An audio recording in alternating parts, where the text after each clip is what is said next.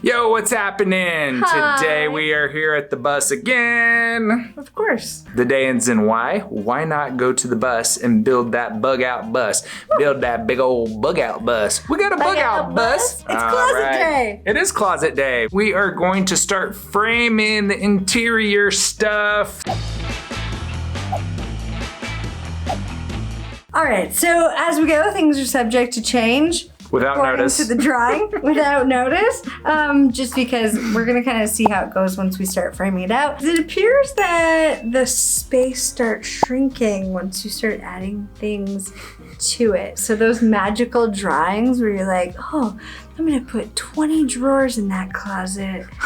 It's not really realistic. It didn't really work out that way, did it? No, but it wasn't that bad, actually. Yeah. It wasn't that far off. So anyways, today we're working on our closets. We have a really good idea of what we're gonna do. So we have like a rough sketch that I did. Do you want to see it? Yeah, you want to see this conceptualization? And we'll actually probably... We will call it a conceptualization. Yes, we do a lot of conceptualizations, and we'll probably post this either in a blog post or in Get Your Skoolie On. So, See that? but there's a little sneak peek for you. Ooh. Oh. We're going for a bit of an open concept thing Yeah. into the bedroom. So it'll feel a little more open and airy in the bedroom. And it won't be just like a tube. Yeah. Yeah, so we're gonna get a little artsy fartsy. I don't know how artsy it's gonna look when we're just like framing it out. Definitely a lot of fartsy though. Ew. Extra fartsy. Wait, what was that? What'd you say? Ew. Pardon? Como? Yes, it is. All right. I think I'm up to edit, aren't I? You sure are. Yeah. We gotta make sure the camera rolls extra long when Brian's editing. Oh no. All right, so the closets, because it's kind of like it's not really a closets. It might be a closet. Closet? Stop making our closets sound like they have zits. Oh, geez. So our closets are gonna go over the wheel wells because the wheel wells are a lot of fun to try to build around. Prime spots for closets. Yeah, and whenever we're done with the build, we want it to look like there are no wheel wells. So we're gonna hide them creatively, right? Yeah, and who knows, we might have like secret compartments and all sorts of cool stuff. Yeah. Maybe. That's just our secret though. We can't tell you about it. So Yeah. when you come over, you'll know. Okay, so let's start. We're gonna start framing from the bottom up. Things are subject to change. Yeah, without warning and without notice. And then we'll remeasure and proceed. We will proceed to proceed. Right. All right, let's proceed. Let's proceed.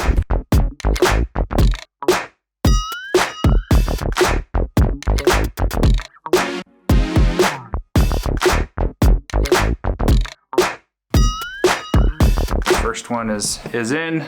So now we probably just need maybe 2 more screws and we'll call that one good. What do you think? Sounds good. All right, there we go. That's pretty solid. It's like not budging at all. So we're using 3.5 inch screws, just deck screws all the way through. Pre-drilled the pilot hole on those, just because pre-drilling the pilot hole prevents the wood from splitting on the ends and even in the middles also. So we've got a drill bit that is about the same diameter of the shaft, not including the threads. So that way the threads can still do what the threads like to do. Yeah. All right, math man. Let's see. So we're still using some reclaimed 2x4s. This one's kind of a little questionable, but this side looks pretty good. So we'll probably still use it.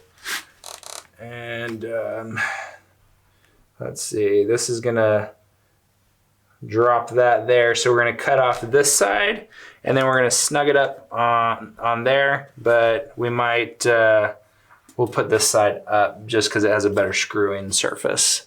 What do you think? Yeah. All right. Do you want to cut this one? I'm the one. You're gonna cut this one, all right. So we've got our line here that you can cut on. And you'll get to drill this one in, and you'll get to screw it in, and we're gonna have to get the square edge also to make sure that we make it square to the edge here. Does that sound good? Okay. All right, let's go do it, you. I am the one.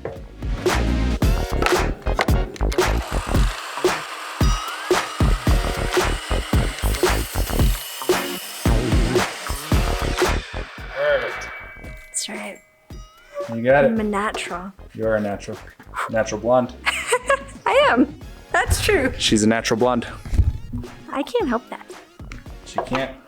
I can't help Beep. Okay, so what I'm gonna do here is set up the square on the corner nice so that we can make sure we put this puppy in here square. We're laying it on the more shallow side so we have more face to hit. Brian Maynard already told you that. And yeah, does that look nice, Brian? That does look nice. I'm gonna help you hold it down, all right? Okay. All right.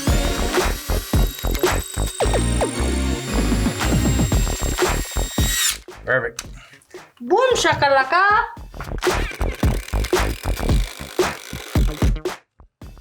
Perfect. Oh, crowd goes wild! Nice, nice. See that? All right, and Crowd is going wild, folks. come on this side now. Move this You in. make sure it's straight. Boom, boom. I'm making sure that it's square, all right, you? All right, there you go. There. Yep, right there. Perfect. I'll switch you out tools. Tool switch. There you go. Perfect. Is that fine? No, that's perfect. Perfectly Now- square. Perfect. Feel how Boom. strong that is. Move it. Move it. There's no way. Exactly. It's beautiful. It's strong. Look what I did. Stronger. So we're cutting a couple 2x4s to 7.5 height. These little guys are going to be the supports for our plywood sheet that goes across for our first shelf. I'd call that pretty accurate right there. that big old flush nut. Is that flush nut? Oh, if it's cut that way, it's not as easy to see it. For the line, right? Right. I want to make sure I do it really good. So you let me do this job all the time. So I let you do it all the time. I like this job.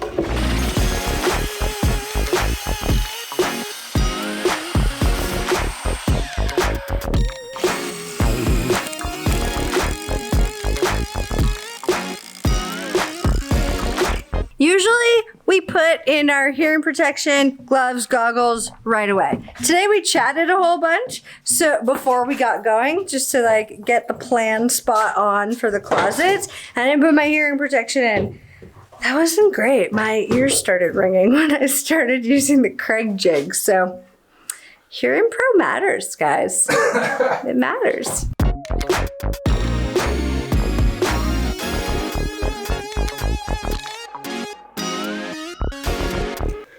Ten and 5/8.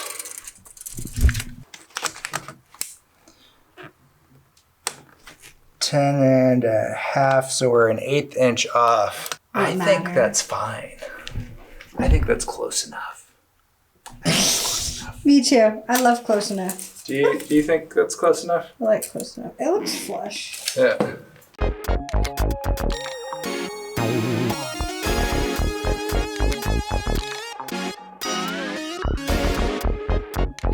Let me do it. Practice to hold it flush. Well, you need to let me do it so I can practice. Well, I've got to keep my skills up too.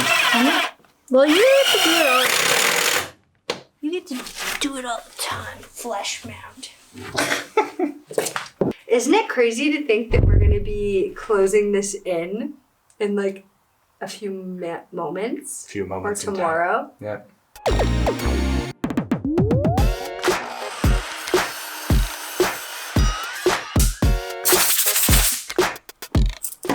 Let's put it in the bus.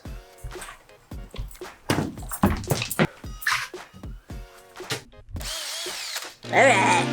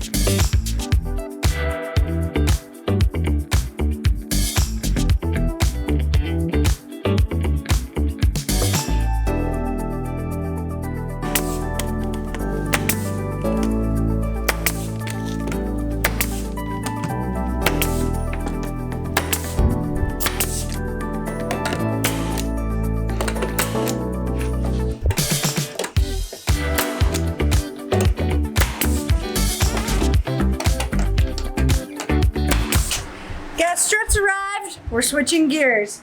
Because we started building out the frames, we realized we're going to be putting nice plywood on that, and we don't really want to be standing and walking around on it, well, as little as we have to.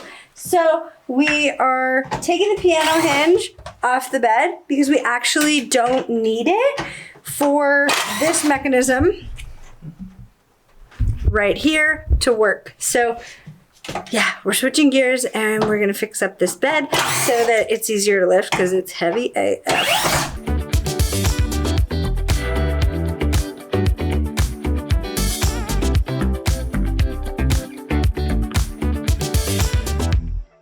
All right, so we got a 2x4 that is the length of underneath the bed, which is 60 inches. This mechanism here is what's gonna be holding the bed up and moving it up and down.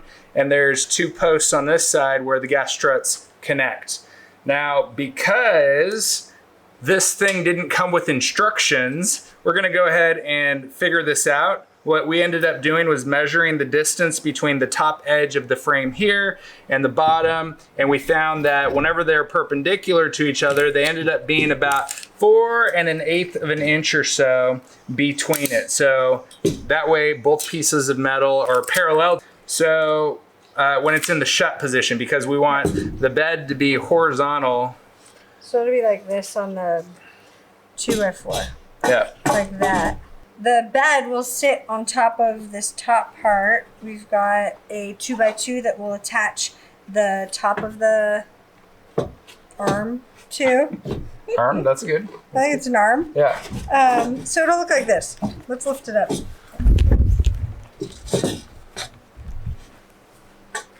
It'll look like this. Set me up for failure. This is probably really lighting too. No, it actually looks really cool. Okay, cool. So it'll look like this. You totally set me up for failure. Like that. We're gonna connect it and then show you what it looks like afterwards. How about that?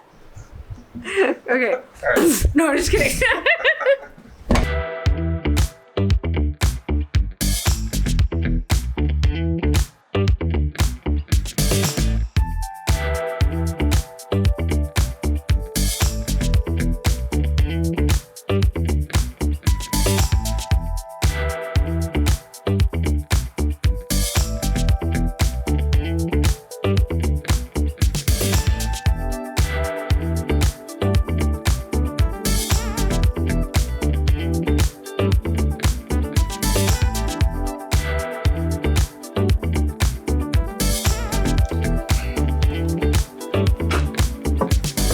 I think that once it's on the bed, we'll be able to pull this over and then secure it so that it stays in line. What I'm not too happy about this kit is that they didn't include enough bolts, washers, and everything to actually connect this whole system. Or instructions. Or instructions, 0 instructions.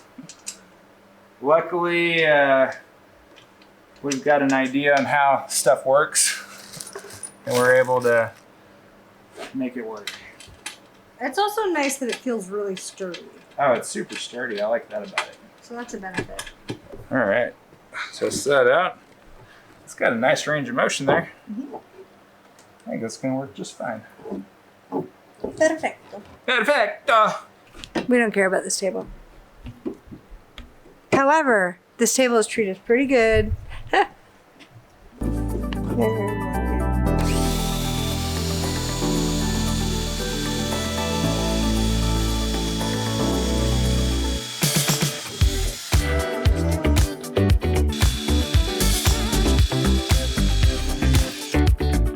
As soon as you hit the table, that's how you know when you're done.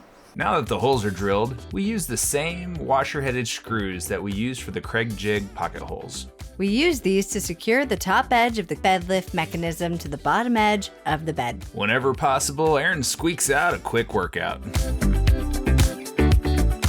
Before we're able to attach the gas struts, we had to open the mechanism up, so Aaron lifted the front edge of the bed while I climbed underneath to secure both gas struts.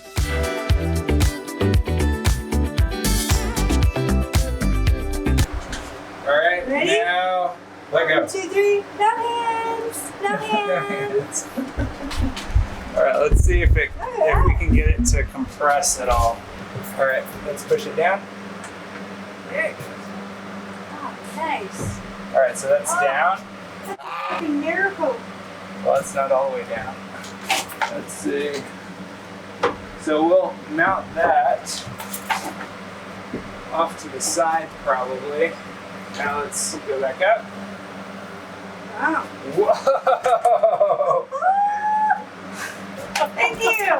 Thank you. Mwah. Thank you. Latest feather, stiff as board.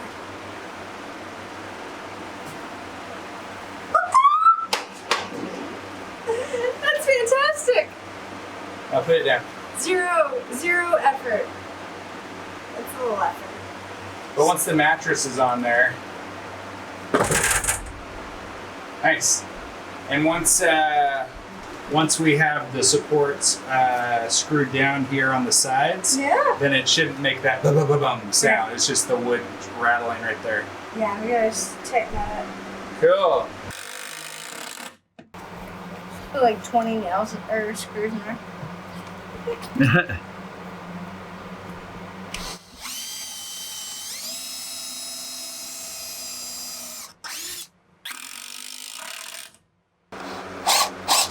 So first you get a purchase point like this.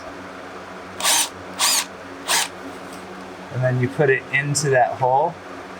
Ah, then you get the proper angle. Yeah. And so see how I've got the screw right there? Yeah. So now I'll be, It shows your angle. yeah. So now I'll be able to just follow that angle. Ooh. And all I'm doing is drilling a pilot the majority of the way. It doesn't have to go all the way through.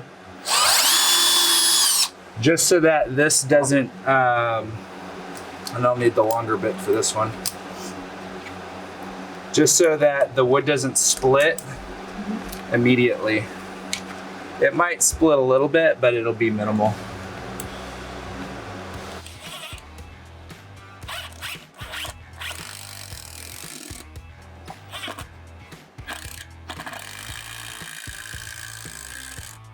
We didn't need this part.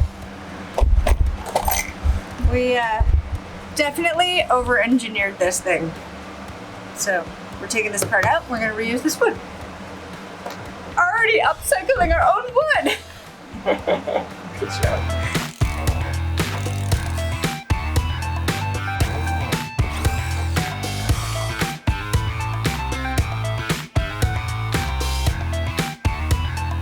Mocking up the new front edge of the bed frame, we had to make some adjustments because of the new hydraulic gas strut. Had the gas struts come in the mail earlier, we would have built the frame different from the beginning.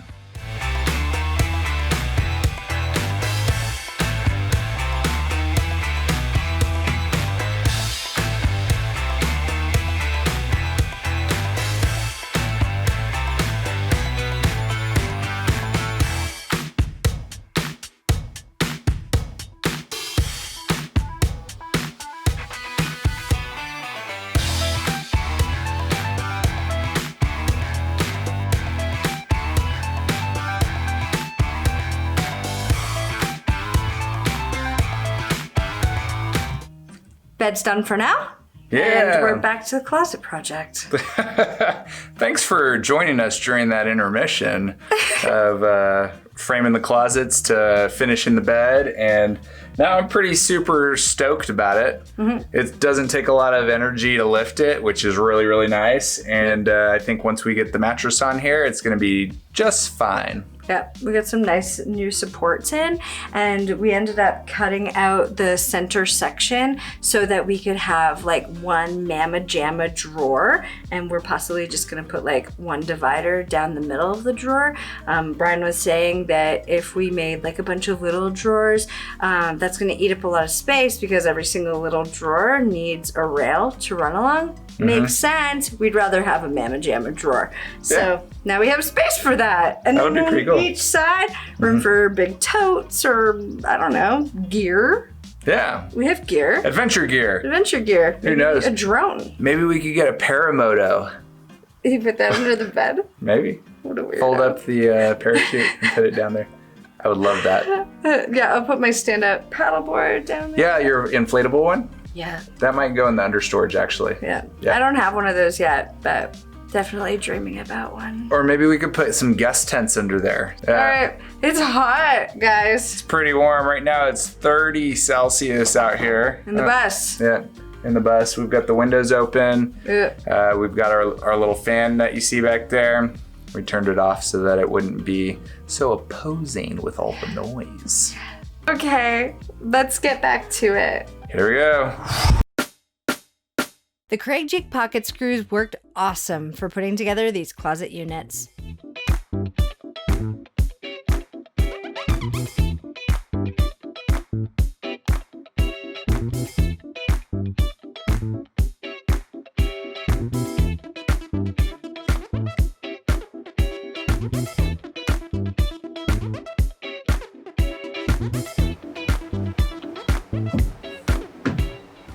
That's pretty nice. Looks good. You like it? Yep. Cool. Thank you. Let's put it on.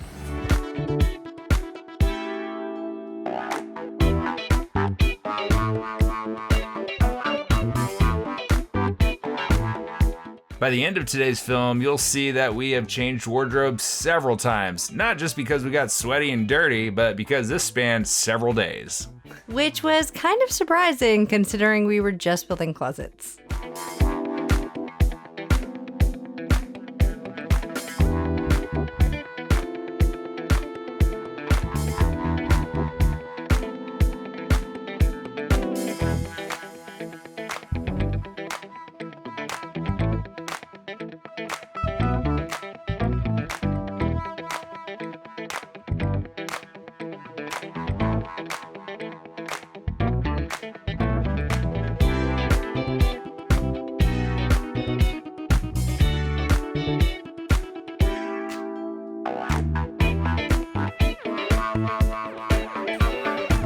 Time to go put the tops to the bottoms on. That looks amazing.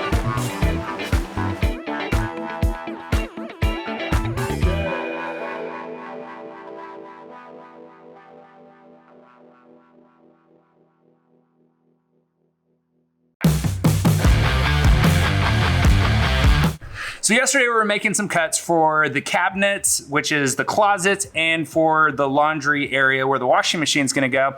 And I was freehanding those cuts with the circular saw here. And I figured out that if I made a sled, I could probably make better cuts, straighter cuts, and only have to measure 2 parts on the plywood. So today, before we continue building these cabinets out, we're gonna go ahead and make a sled really quick. Check it out. All right, so first looking at the bottom of the circular saw, we grab the tape measure and we need to see how big of a piece we actually need to make this work. So it looks like the blade is at 5 inches on the dot from the inside of the blade here to the outside of the foot over here.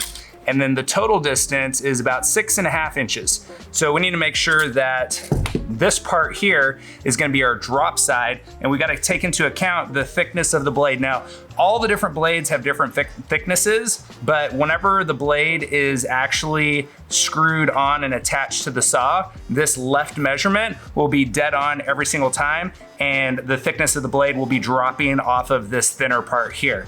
So knowing those measurements, we can now grab a flat piece of plywood.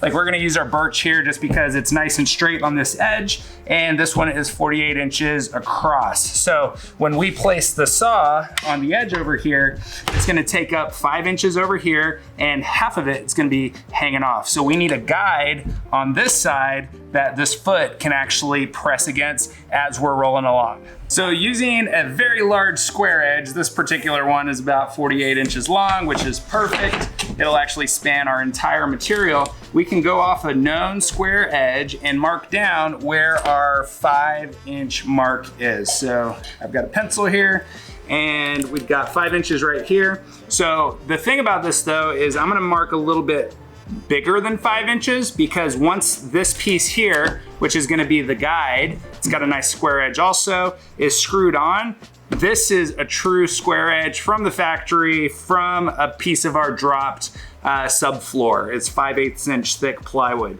So we have the birch plywood here because we want a nice smooth surface to push the saw against so that we can make nice straight cuts. So I'm gonna do a little bit bigger, maybe about 1/4 inch bigger. We'll mark at 5 1/4 inch. That way we can drop just a tiny corner of this edge, and then we're gonna screw this piece and glue it to the birch plywood so that we've got a nice footprint for the saw to slide against. So there is 5 1/4 right there. Let's make sure it's the same over here. Right on 5 1/4. So I'm gonna go ahead and draw a line there.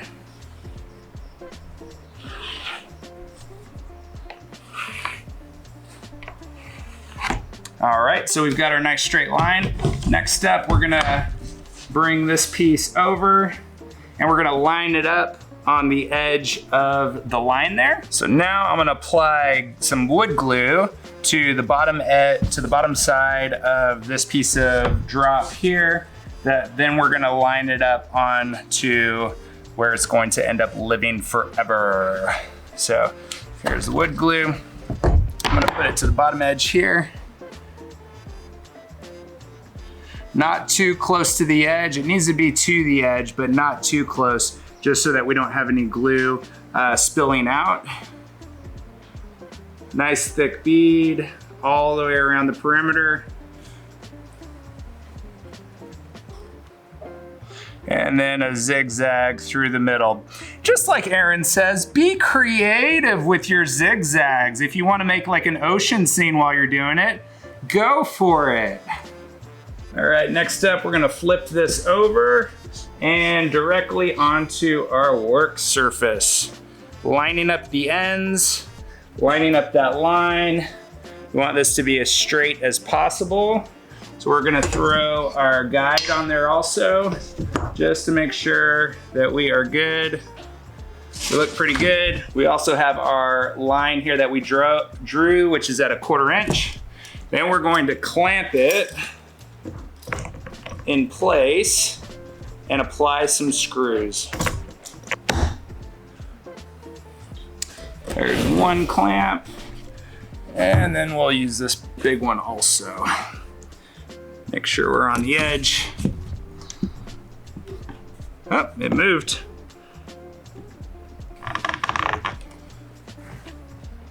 All right, clamped nice and tight.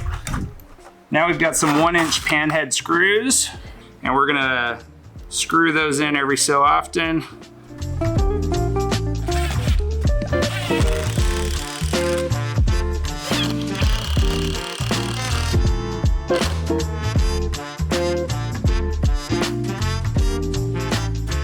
And if you get a little bit of squeeze out of the wood glue as you're going, that's all right. We can just grab a rag. In this case, it's an old pit-stained t-shirt that we can then clean up that edge.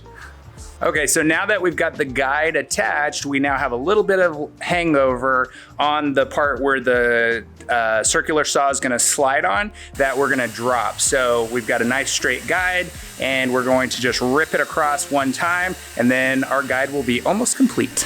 All right, so now that we got the straight edge cut on the fence, we're gonna drop the back side of this just so that we don't have a lot of excess material to deal with. Check it out.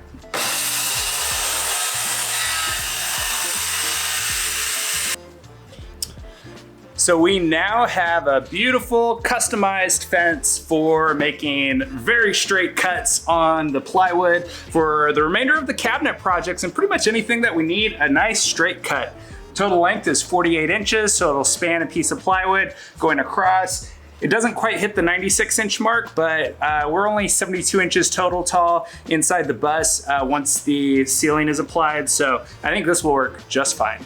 Also, something to note while you're screwing in screws is make sure the length of the screws that you're using is not deeper than the thickness of the 2 pieces of plywood. Notice these are 1-inch screws, and by placing them in flush, they do not protrude below the bottom. You don't want them to protrude because then you've got a snag hazard. Oh, snaggy.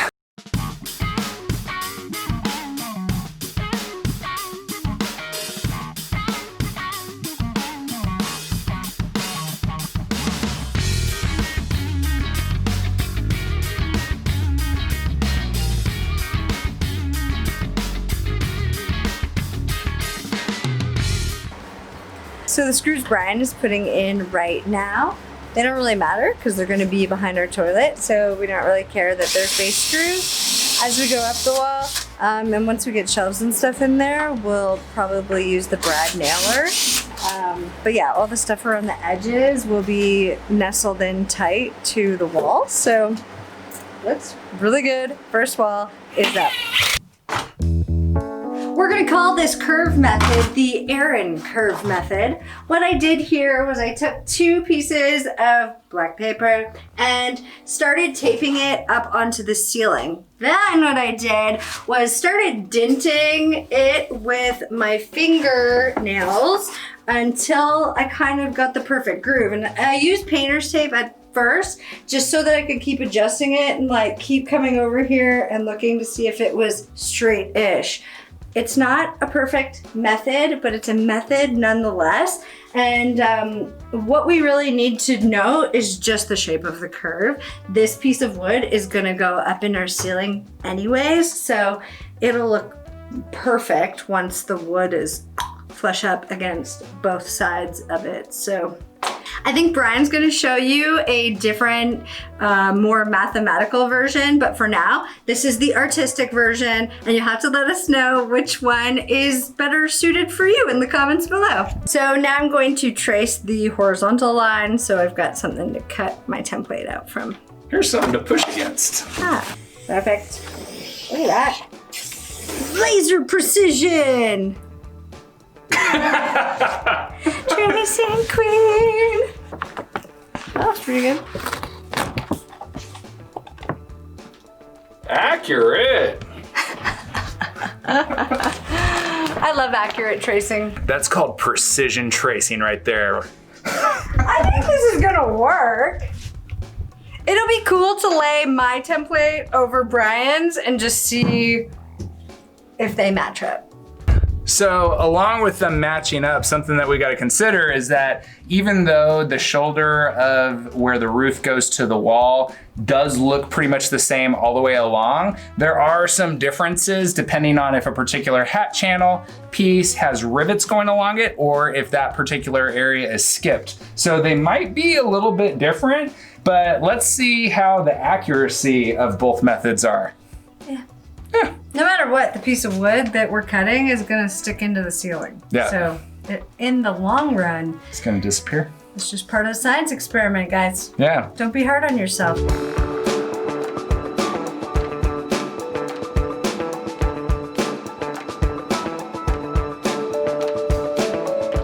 Wow! Pretty good.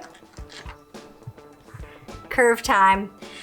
So what we've done is put a square down. The template's obviously not perfect, but we figured since we did a nice straight horizontal line and then we measured from the bottom up to the thing of the template, it's the same on both sides. So as long as this corner's matched up and we draw a nice line here, this is going in the ceiling anyways, so it should give us the right curve. What do you think? I think so.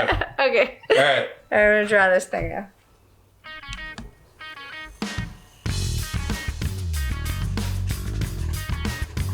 Bye-bye. Super beautiful.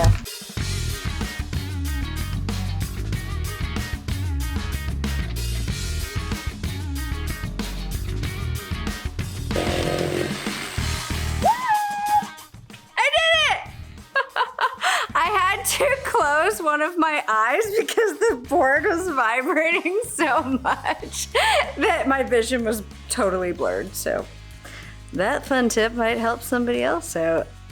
All right, let's see how your curve fits. The Aaron method. So far, the Aaron method looks pretty nice. Thank you.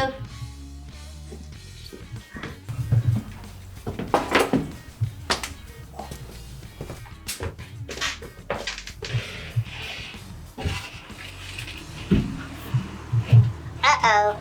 What's up? It's too tall. So you need to notch right here, probably. So let's, I don't have a pen, but I've got here. We just need to notch this out. As deep as that hole is. Damn.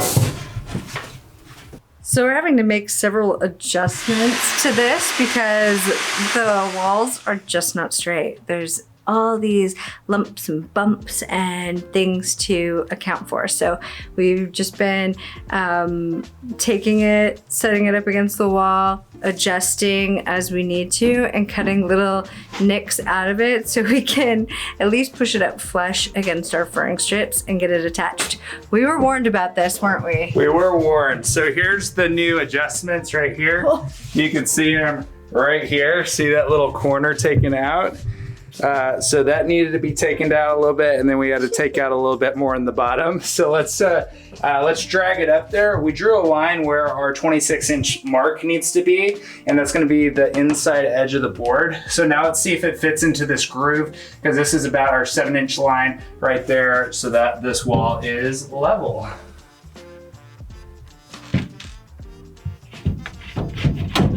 All right, let's see if this fits. That's pretty good. Getting closer. Okay, so that fits good there.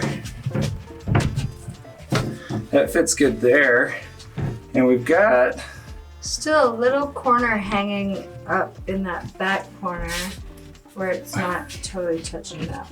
but it's touching on this edge out here. All right, and let's just do it. Yeah. We're gonna go with it. So we're gonna go with it. Do you want to rip this little edge here? Yeah. Okay.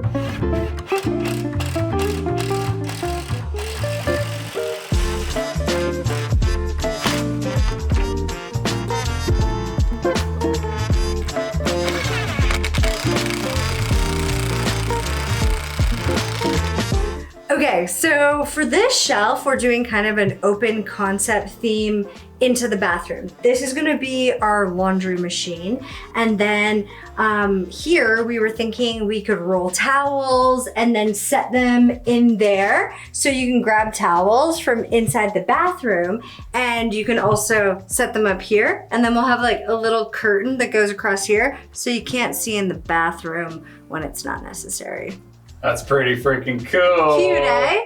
Just because we want to like keep it kind of open concept and have like a nice flow of light going through, so we don't want all the walls to hit the ceiling. So yeah, we're gonna try something a little different. What do you think? That's really cool.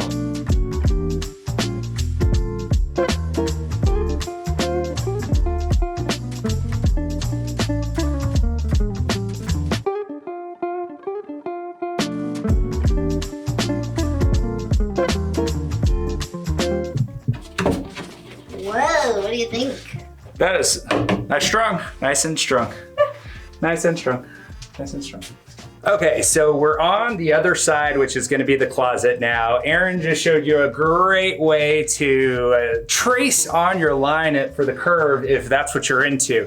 For this example, what we're gonna do is we're gonna model what Paco from Meredith and Paco's channel, what they did to trace a line around furring strips. So in our example here, we're actually not gonna be directly on the furring strips. We're gonna be a little bit in front of them. So we'll have a little bit of blocking that we'll have to put in on this side. Same with on the other side that Erin did. So what we did was we measured from the ceiling down, and we found that 75 inches holding the plumb bob was the perfect height. It was actually 75.5, but we want it to be down about half an inch, so we got a little bit of wiggle room, and we've got about 1.5 to 2 inches of furring space, so it'll be in the ceiling anyway. So we measured down 75 inches there, and now what we're doing is we're taking the level to figure out, all right, where's our level here? And we're gonna measure out 26 inches from the edge of the furring strip, which is right here. So every inch after that, we're going to mark down how high it is. And I gotta try to hold this level the whole time. The whole time, because I'm gonna measure straight down from the ceiling and say, okay, so like this one here is 26 inches, This one here is 25, 4. Now I'm gonna measure from the top down, and I'm gonna just hold the tape measure like this so it acts like a plumb bob so that it's completely level. So right here, and we're gonna measure it from the, should we measure it from the bottom edge of this or the top edge? What do you think? Top edge, bottom edge, because we can measure how the distance from here to the floor. Yeah. So bottom edge. So this first one, I'm gonna try to hold still. 17.25.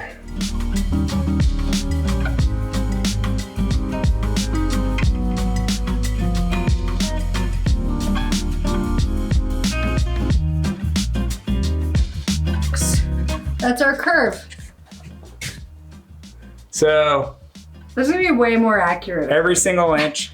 All right, it is the next day, and we went ahead and took our measurements from the ceiling, and we drew a straight line.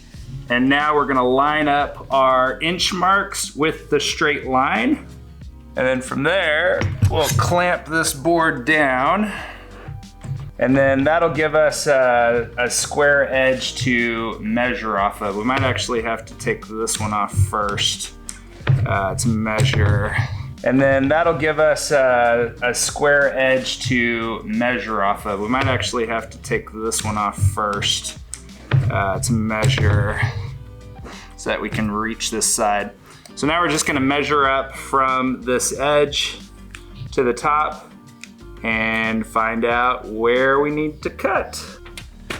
Hi. So we'll mark our every inch up here at the top. Definitely more of a dude.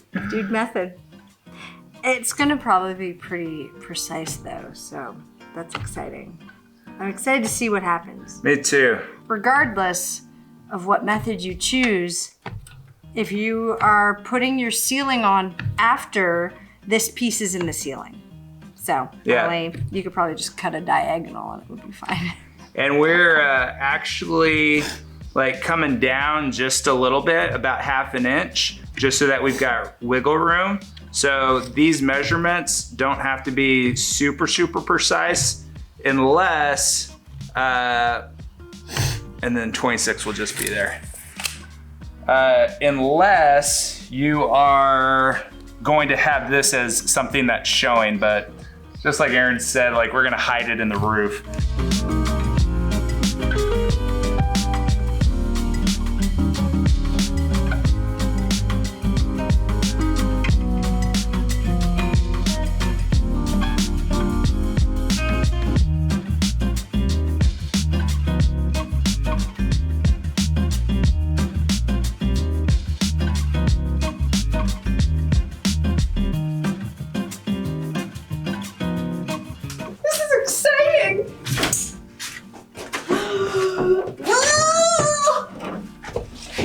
Babe, this is starting to look like a home. Yeah, it is. This is our home! Oh my gosh. All right, so we're a little high on that spot. Not too bad though. Not too bad. Oh, Paco! Good method, buddy. Paco, good method.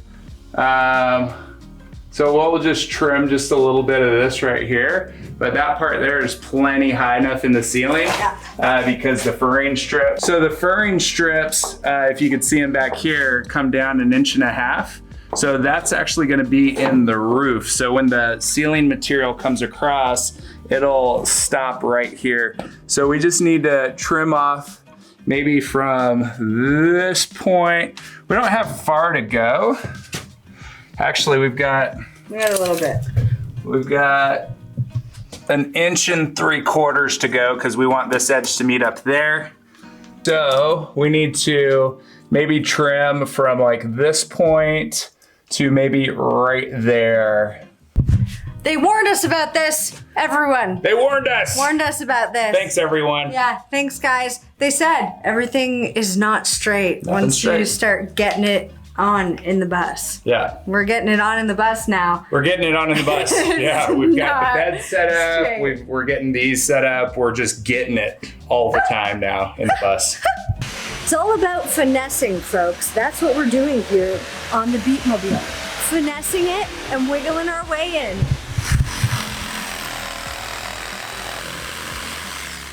Yeah, finessed. Finesse. You finessed that, Garcia. I finessed it. What can I say? Finessed it. All right. So the notching that out did really good. We got flush with this. So we're gonna do this first notch up top. We're gonna seat it in, and then we'll come back and mark where the next notch is gonna be.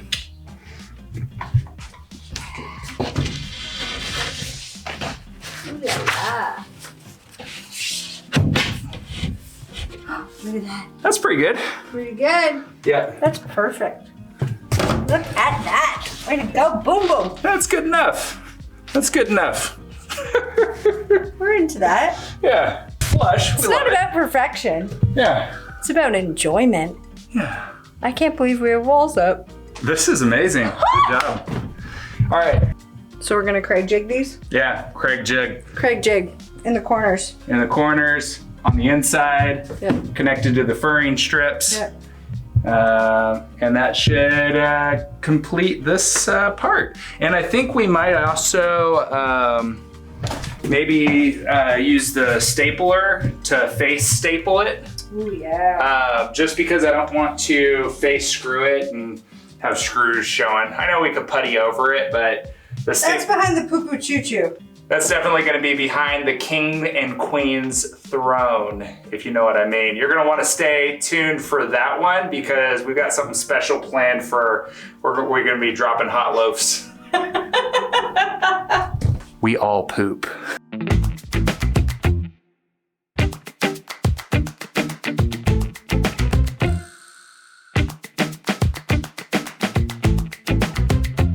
There we go. Look at that, bomb-proof. My dad said, make it effing bomb-proof, Make it effing bomb-proof, that's right. right? He's like, you never know. There's gonna be days where you're upset and you're being rammy. There's gonna be days where you're bumping along the road and everything's shaking. So make it bomb-proof. Make it bomb-proof, folks.